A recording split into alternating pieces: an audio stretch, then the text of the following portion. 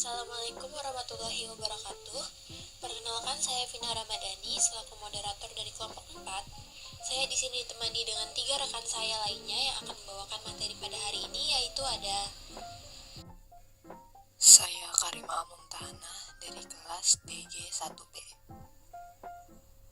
Nama saya Gita Nabila Surbakti dari kelas DG 1B.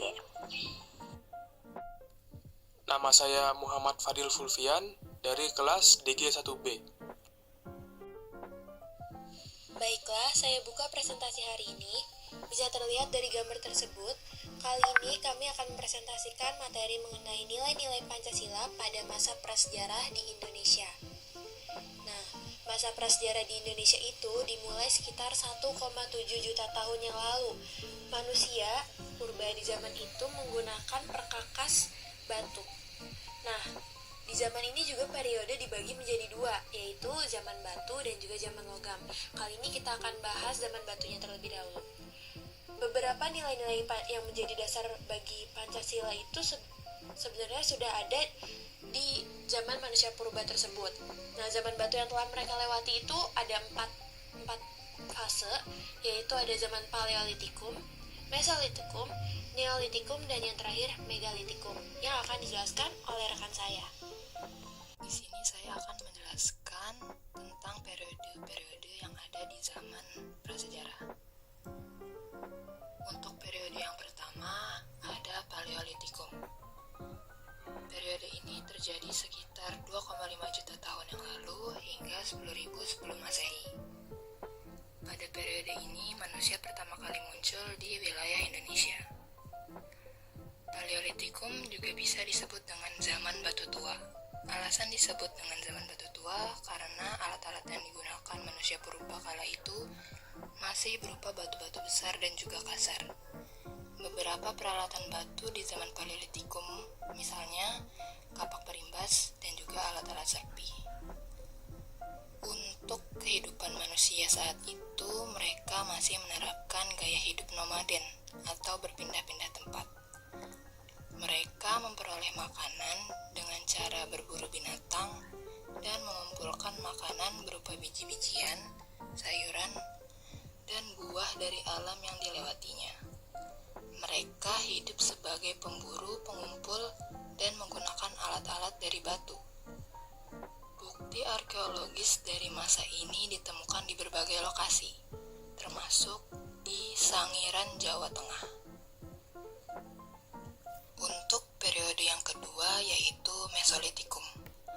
Periode ini terjadi sekitar 10.000 sebelum Masehi hingga 2.500 sebelum Masehi.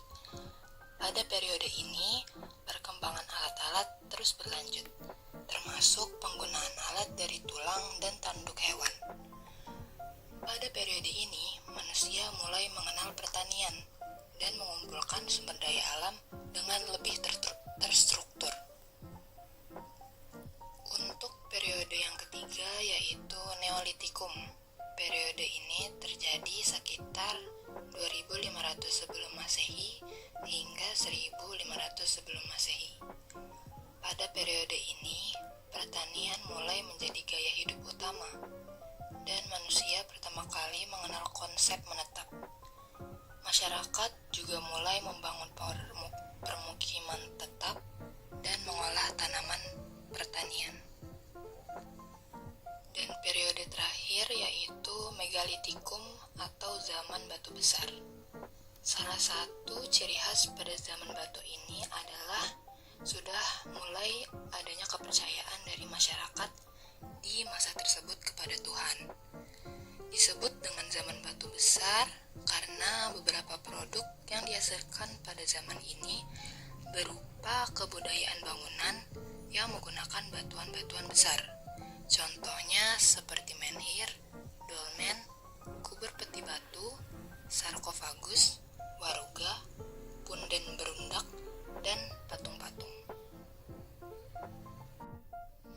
Oke, kita kan udah kenalan nih sama 4 zaman batu yang para manusia purba lewatin. Kalau gitu, kita mulai masuk ke materi selanjutnya. Apa aja sih nilai-nilai Pancasila yang udah mereka terapin di masa prasejarah? Selanjutnya saya serahkan kepada Agita dan Fadil. lanjut ke poin terakhir, yaitu nilai-nilai Pancasila. Yang pertama, ada nilai ketuhanan. Adanya penemuan fosil yang dikubur pada zaman Paleolitikum menggambarkan adanya proses penguburan karena keyakinan kuno.